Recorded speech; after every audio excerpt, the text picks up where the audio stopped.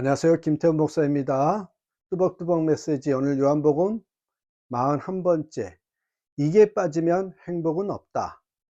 요한복음 13장 31절에서 38절의 말씀 가지고 뚜벅뚜벅 걸어갑니다.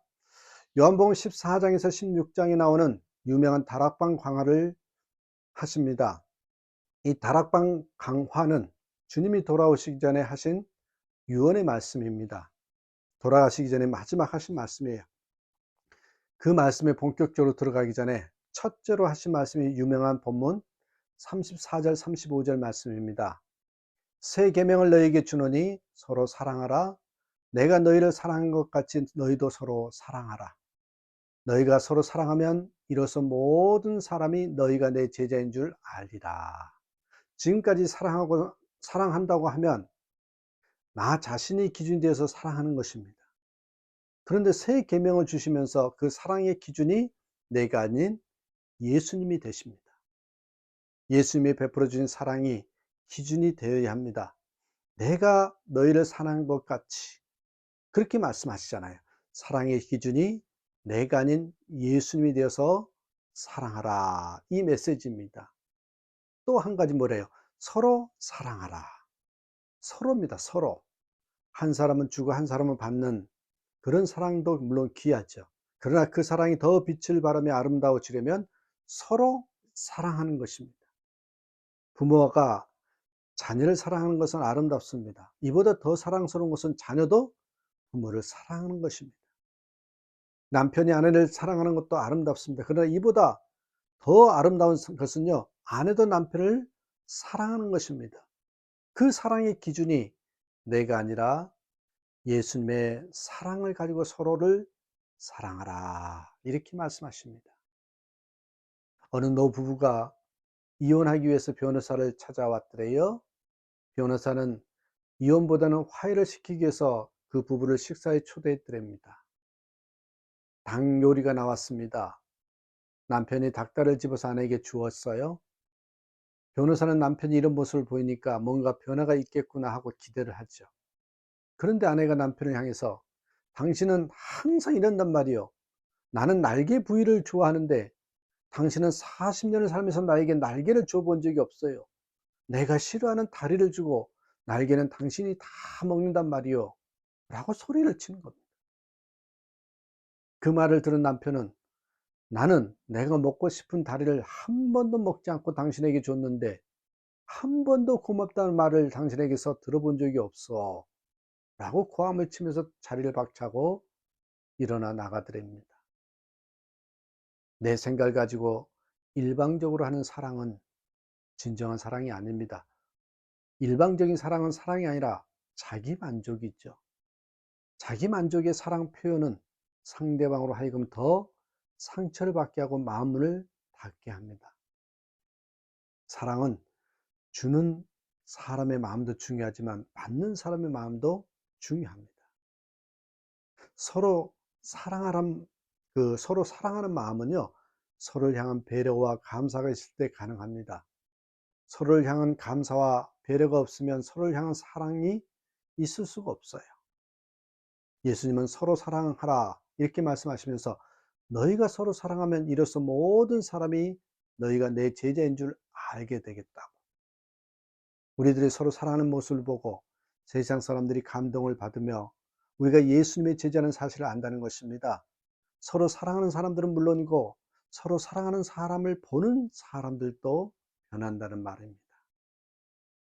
서기 165년과 251년에 전염병이 로마 제국 전체에 삽시간에 퍼졌습니다. 대재앙이었습니다.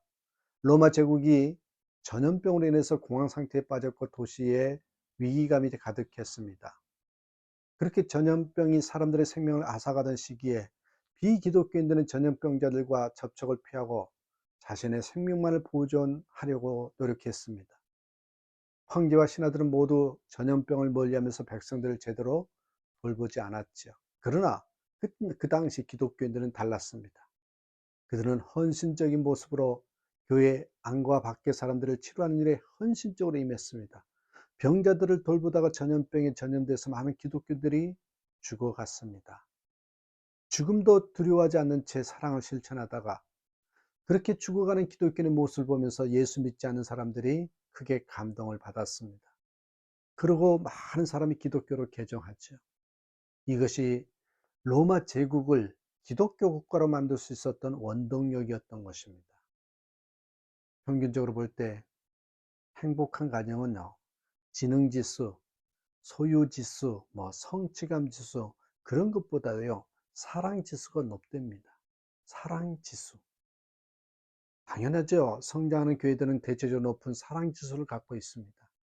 교회는 지능지수로 되는 게 아니죠. 교회는 사랑지수로 되는 것입니다. 사랑지수가 높은 가정, 교회는 웃음이 많습니다. 서로 칭찬하고 격려하는 그런 너그러움이 있습니다. 그것에 진정한 행복이 만들어집니다. 예수님 우리에게 서로 사랑하라고 적극적인 명령을 하신 이유를 여러분 아시겠습니까? 가장 큰 문제는 사랑이 없는 것이죠.